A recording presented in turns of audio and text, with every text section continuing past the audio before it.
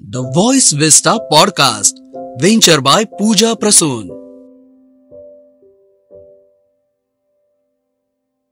Welcome to the voice vista. आजचा podcast treasure talks जो आहे एक कॅन्डिड अर्थात वन टेक अनएडिटेड पॉडकास्ट. आजच्या एपिसोडमध्ये राष्ट्रीय नाणे परिषदेचे महाराष्ट्र राज्य संयोजक तसेच पुरातन शिवकालीन नाणे संग्राहक चेतन राजापूरकर यांच्यासोबत दिलखुलास गप्पा होणार आहेत. ही ऐतिहासिक नाणी जपण्याची त्यांची तळमळ आपल्याला काळाच्या पडद्या पलीकडे घेऊन जाते. चला या खजिन्याचं महत्व आणि याबद्दल असलेल्या ऐतिहासिक कथा जाणून घेऊया. नमस्कार. पूजा प्रसून निर्मित व्हॉइस विस्टा या पॉडकास्टमध्ये मी प्रसाद देशपांडे ट्रेजर टॉक शो यामध्ये आपलं सर्वांचं स्वागत करतो. पूर्वी आजच्या डिजिटल काळामध्ये नाणी आणि नोटा यांचं वापरण्याचं प्रमाण खूप कमी झालं आहे. क्रेडिट कार्ड आणि डेबिट कार्ड किंवा स्कॅनद्वारे आपण पैशांची देवाणघेवाण करतो किंवा वस्तू विकत घेताना आपण त्याचा वापर करतो. पण पूर्वी अनेक प्राचीन वर्षापूर्वी खूप वर्षापूर्वी वस्तू देवाणघेवाण करण्याकरता वस्तूचीच देवाणघेवाण केली जायची. बार्टर पद्धतीला म्हटलं जायचं. आणि काही कालांतरानंतर शिवाजी साम्राज्यामध्ये किंवा मुघल साम्राज्यामध्ये किंवा ब्रिटिश काळामध्ये नंतर त्यांची नाणी यायला लागली. प्रत्येक राज्यकर्त्याने आपापल्या पद्धतीने त्यांच्या राज्याची आणि त्यांच्या स्वतःच्या प्रतिमेची नाणी काढली. या नाण्यांचा हा रंजक प्रवास किंवा जो आतापर्यंतचा प्रवास आहे त्याचा छंद नाशिकचे श्री चेतन राजापूरकर यांनी केलेला आहे. अतिप्राचीन दुर्मिळ नाणी आपण यांच्या संग्रहात पाहायला मिळतील.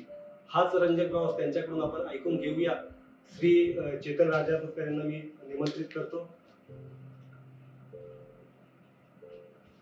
नमस्कार. आपला आत्ताचा जो विषय आहे की आत्ता नाणी आणि नोटा कमी होत चालल्या आहेत आणि जिथे डिजिटल पद्धतीने व्यवहार होत चालले त्या काळामध्ये आपण जी प्राचीन दुर्मिळ नाणी आपण संग्रहित करताय तर ही नाणी संग्रहित केव्हापासून करताय किंवा आपल्याला कशी त्याची प्रेरणा मिळाली याबद्दल आम्हाला ऐकायला आवडेल. यामध्ये आपण डिजिटल चलनाचा आता तुम्ही उल्लेख केला तर डिजिटल चलनाचा प्रवास हा साधारण 26 वर्षांनी सुरू झाला. पहिलं चलन जे होतं ते आजच्या 26 वर्षापूर्वी चलनात आलं. वस्तू विनिमय पद्धत मध्ये ज्या अडचणी लागल्या त्यातनं हे चलनाची निर्मिती झाली आणि आज आपण डिजिटल मध्ये प्रवेश करतोय. या काळखंडाला 26 वर्ष गेलेले आहेत. आता विषय झाला माझ्या संग्रहाचा. हा संग्रह करताना कसा जडला याची सुद्धा एक रंजक कहाणी. आमच्या घरामध्ये काही लक्ष्मीपूजनासाठी काही नाणी जुनी नाणी आमच्या त्यावेळेस पूजा केली जायची आणि ती फक्त लक्ष्मीपूजनाला काढली जायची.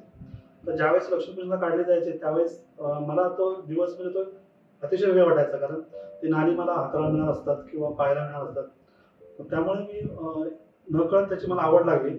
त्यानंतर मी हळूहळू दुकानात ज्यावेळेस बसायला लागलो तर ही नाणी मला ग्राहकाकडनं किंवा इतर व्यापाऱ्यांना मला मिळू लागली. तर त्याचा मी संग्रह सुरू केला. पण आतापर्यंत तुमच्या संग्रहामध्ये कुठल्या विषयावरची नाणी आहे?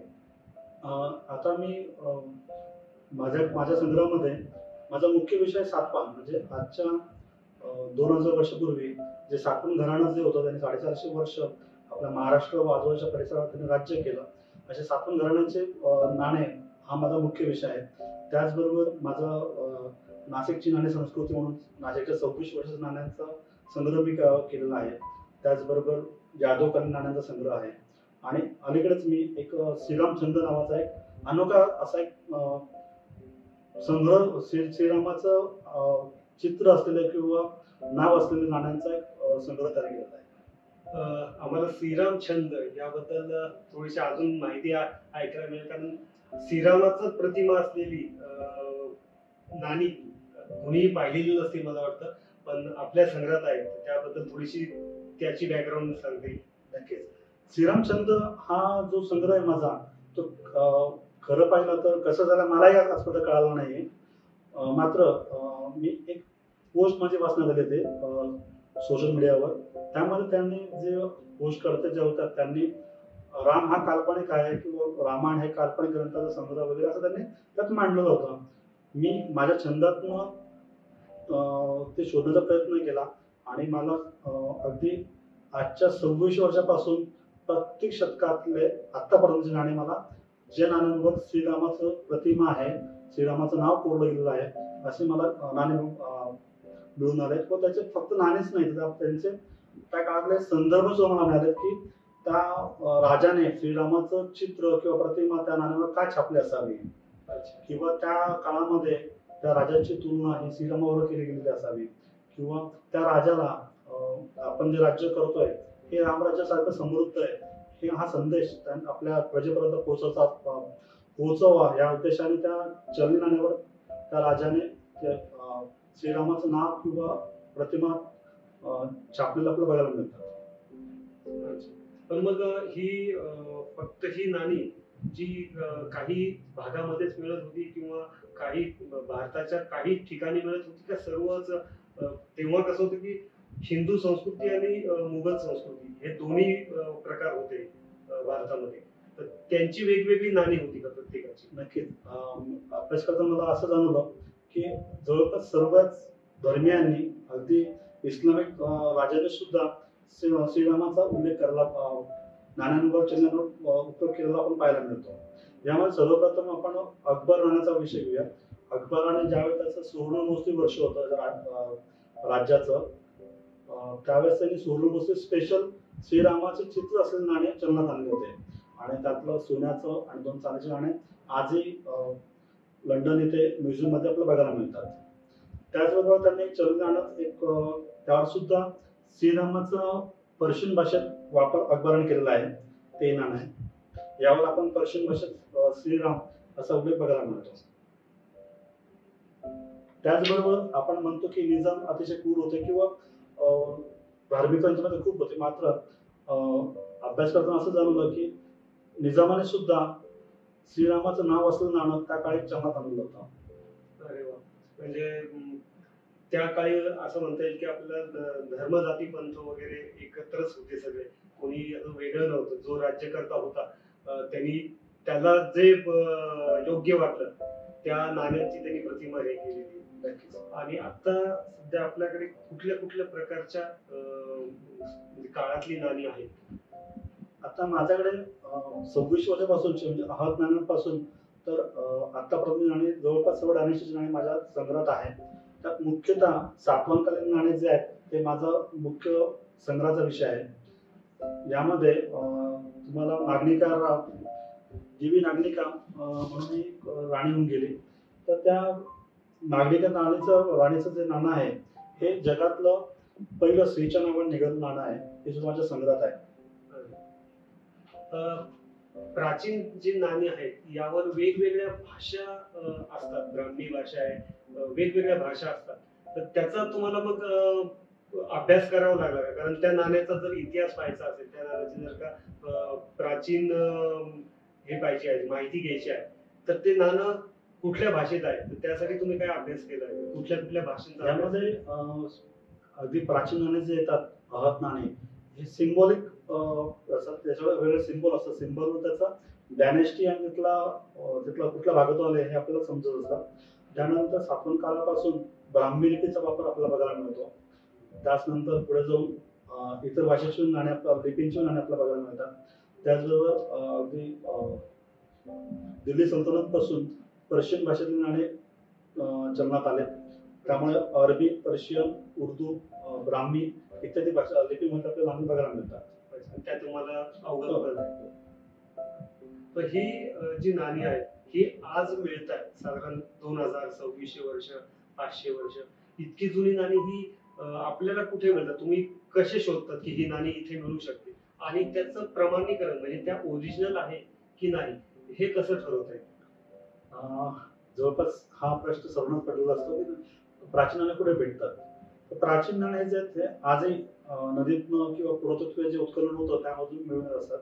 यामध्ये एक झारेकरी नावाची एक जमात आहे की जी ज्यावेळेस नदी आटते किंवा नदीचं पाणी कमी होतं त्यावेळेस ते नदीच्या खाली गाळाचं काढण्याचं काम ते करत असतात आणि त्यातनं ते सोनं, चांदी, नाणे सुद्धा ते शोधत असतात. आजही आपल्या महाराष्ट्रामध्ये 8 नद्या अशा आहेत की त्यामध्ये आजही सातवाहनकालीन किंवा आजच्या 26 वर्षाचे जे डायनेस्टी होतात त्यांची नाणे आजही त्या नद्यातनं मिळतात. पण मग त्याची प्रमाणता किंवा त्या ओरिजिनल आहे किंवा त्याचा काही आतमधला स्ट्रक्चर जे काय आहे त्याचा अभ्यास पुरातत्व खात्याकडून किंवा तुम्हाला कुठून मिळतो, तुम्ही कसा शोध? ज्यामध्ये प्रत्येक गाण्याचीच एक विशिष्ट असं खूण असते किंवा एक चिन्ह असतं. त्याचबरोबर त्या राजाचं नाव असतं, त्याची टायपोलॉजी प्रत्येक ज्ञानेश्वरीची वेगळी असते. त्याचा अभ्यास करणं गरजेचं असतो. जो अभ्यास झाला तर त्या ह्या गोष्टी आपल्याला समजतात. तर काही स्पेशल नाणी तुमच्या संग्रहामध्ये कुठली सांगता येतील की जी नाणी खूप दुर्मिळ आहे किंवा युनिक आहे? नक्कीच. यामध्ये मी एक आपल्या नाशिकशी दिलेलं असलेलं एक नाणं आहे. गौतमीपुत्र सातकर्णी राजाने नळपण राजावर गोष्ट केलेलं नाणं. आता हे नाण्याचं वैशिष्ट्य म्हणजे असं, नळपण राजा जो होता तो आपल्या नाशिकवर पहिल्या शतकामध्ये 46 वर्षांनी राज्य केलं होतं आणि गौतमीपुत्र सातकर्णी राजाने त्याला पहिल्या शतकाच्या 46व्या वर्षी आपल्या नाशिक जवळ गोवर्धन शहरामध्ये हरवलं आणि त्या विजयाची खून म्हणून त्याने त्या नळपण राजाच्या नाण्यांवर त्याचं चिन्ह वापरून ते नाणी पुन्हा चलनात आणली. आता एक वैशिष्ट्यपूर्ण घटना होती. हे वैशिष्ट्यपूर्ण काय होती, ज्यावेळेस नळपण राजा हरला आणि गौतमी सातकर्णी सातवाहन घराणं पुन्हा नाशिक राज्याकडे लागलं, तेव्हापासून शालिवाहन शकाची सुरुवात झाली. म्हणजे आज आपण गुढीपाडवा उत्सव साजरा करतो त्याचं आणि ह्या नाण्याचा हा एक संबंध आहे आणि हा उत्सव आपल्या नाशिकशी निगडीत आहे. एक एक वैशिष्ट्य आहे आणि फक्त नाणंच नाही तर ह्या युद्धाचा उल्लेख आपल्या पांडुलिपी क्रमांक 3 मध्ये सुद्धा आपल्याला ब्राह्मलिपीच्या शिलालेखामध्ये बघायला मिळतो. पण नाशिक व्यतिरिक्त कुठल्या कुठल्या संस्थानांची कुठली कुठली नाणी किंवा नाण्यांचे जे आता आपण म्हणतो की 10 पैसे, पैसे आणि रुपया हे त्याचं काय होतं आपल्याला म्हणता येईल युनिट होतं. तर असं पूर्वीच्या नाण्यांमध्ये काही युनिट होते का काही? हो नक्कीच. अगदी आता जे आपण पाहतोय की 1 रुपया, अर्धा रुपया ह्याच पद्धतीने पूर्वी सुद्धा नाणं होते. आपण कुंत जनपद नाव ऐकलं, कुंत जनपद होतं. कुंत जनपदाच्या नाण्यांचा आपण अभ्यास केला तर 6 ग्राम 800 मिलीग्रामचं त्यावेळेस 1 रुपया होता. म्हणजे एक अर्थ नाणे. 3 ग्राम 400 मिलीचा अर्धा रुपया बघायला मिळतो. असे 160 युनिट पर्यंत सगळे युनिट्स म्हणजे अगदी 1 रुपयापासून तर 2 आण्यापर्यंत हे सगळे युनिट आपल्याला बघायला मिळतात. म्हणजे त्या काळी सुद्धा आजच्या 26 वर्षापूर्वी वजनाला आणि धातूला एक विशिष्ट असं मूल्य होतं हे आपल्याला बघायला मिळतं. आणि त्याचबरोबर तुम्ही बोलले की त्याच्या रूपात आजच्या रूपात कसे व्हॅल्युएशन असेल, तर काही जातक कथांमध्ये असा उल्लेख आलेला आहे की त्यावेळेचे अहत नाणे जे होते म्हणजे आजच्या 25 वर्षापूर्वी त्यावेळेस 8 जे अहत नाणे होते म्हणजे आज तुम्ही हातात पाहू शकता ते अहत नाणे, हे 8 अहत नाण्याला एक त्या काळी बैल मिळत होता आणि 12 अहत नाण्यांना त्यावेळेस घोडा मिळत होता. आणि एक दिवसाची माणसाची मजुराची मजुरी ही याचं 160 युनिट होतं. म्हणजे हे नखावर बसेल एवढे 8 नाणे बसेल एवढे त्याचं एक युनिट आहे. साधारण पाव इंच म्हणता येईल, त्याच्यापेक्षा कमी. 30 मिलीग्राम पर्यंत वजन येतं याचं. पण आता ही जी नाणी इतकी दुर्मिळ नाणी आहेत आणि ती तशीच्या तशी ठेवणं, मेंटेन ठेवणं किंवा त्याला कुठल्या प्रकारची वातावरणाचा परिणाम होऊ नये म्हणून तुम्ही कसं ते मेंटेन कसं करता? यामध्ये मी स्पेशल कॅबिनेट तयार केले याच्यासाठी आणि यामध्ये अनेक वेळेस काय होतं की अनेक संग्रह करतात मात्र चुकीच्या पद्धतीने ठेवल्यामुळे नाणे खराब होत असतात किंवा पर्यावरणाचा सुद्धा त्याच्यावर दुष्परिणाम होत असतात.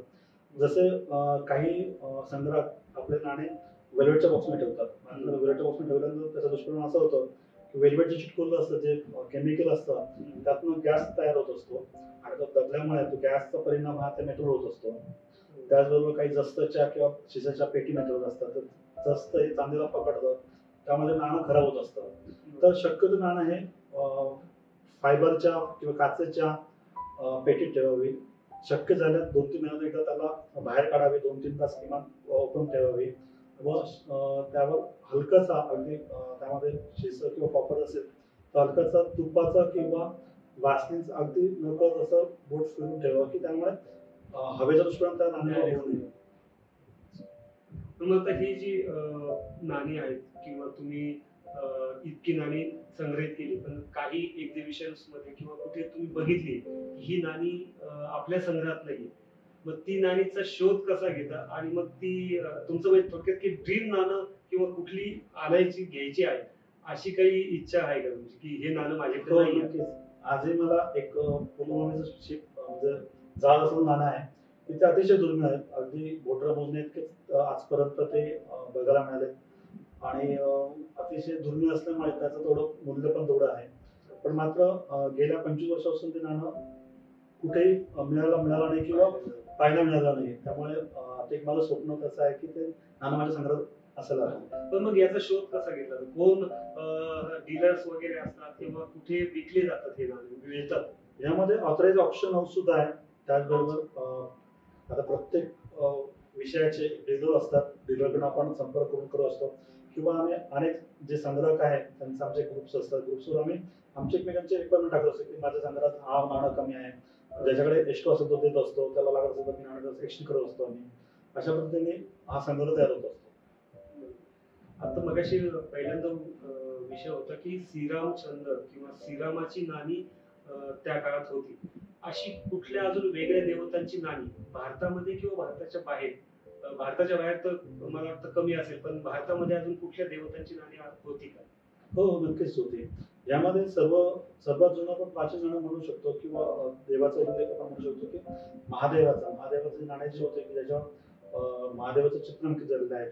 असे बरेच नाणं आजच्या 22 ते 20 वर्षापूर्वी चलनी नाण्यात उपयोग केला गेला होता.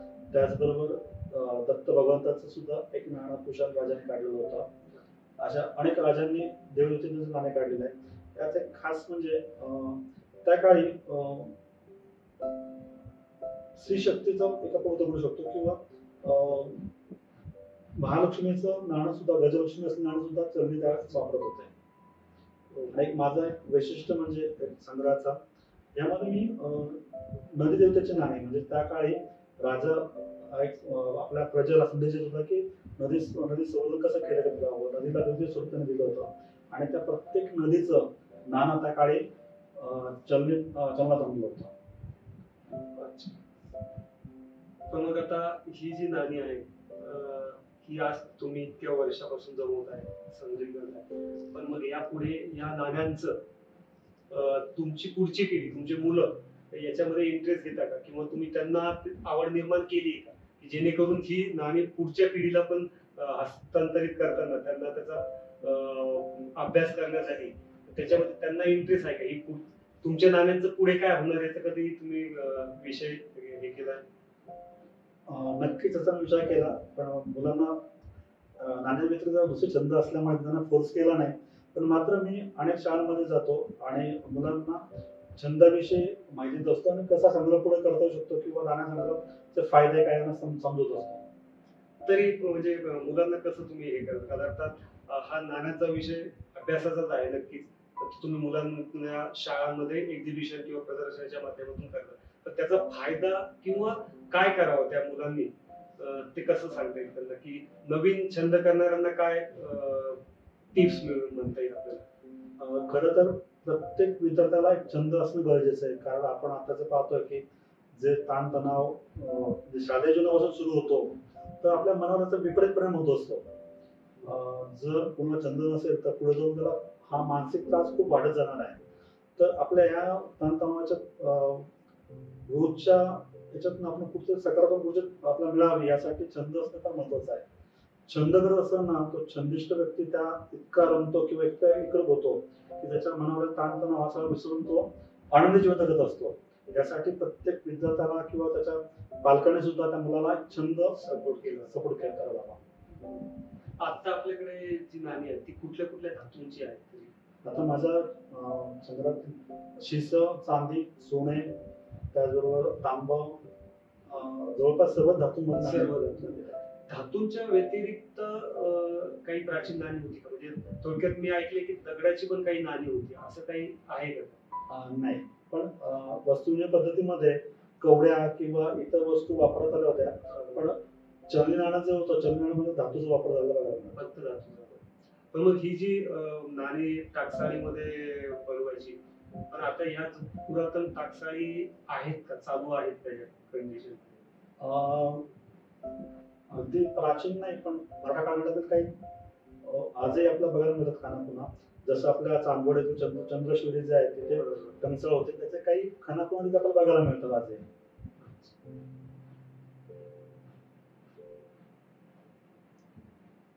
आता आपण हे जी नाणी संग्रह आहे, प्राचीन नाणी आहेत, ही नाणी कुठे तुम्ही रेकॉर्ड केलेली आहे का? कारण पुरातत्व खातं याच्यावर बंदी नाही म्हणता येणार, पण ह्या त्याच्यावर त्यांचा अधिकार आहे असं ऐकण्यात आहे की काही प्राचीन गोष्टींवर फक्त पुरातत्व खात्यांचा अधिकार असतो. तर मग ही तुम्हाला कुठे रेकॉर्ड करावं लागतात का, किंवा त्यांच्याकडे काही रेकॉर्डिंग ठेवावं लागतं का, डॉक्युमेंटेशन केलंय का? असं कुठल्याच प्रकारे असं काही नाहीये.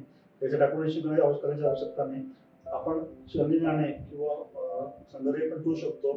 त्यासाठी पुरातत्व विभागाकडनं कुठलंही आपल्याला बंधन नाही किंवा नियम अटी असे नाही. फक्त यामध्ये नियम असा आहे की जे 100 वर्षाहून अधिक काळ असलेलं नाणं जे असेल, जुनं नाणं, ते फक्त आपल्याला भारताबाहेर येता येत नाही.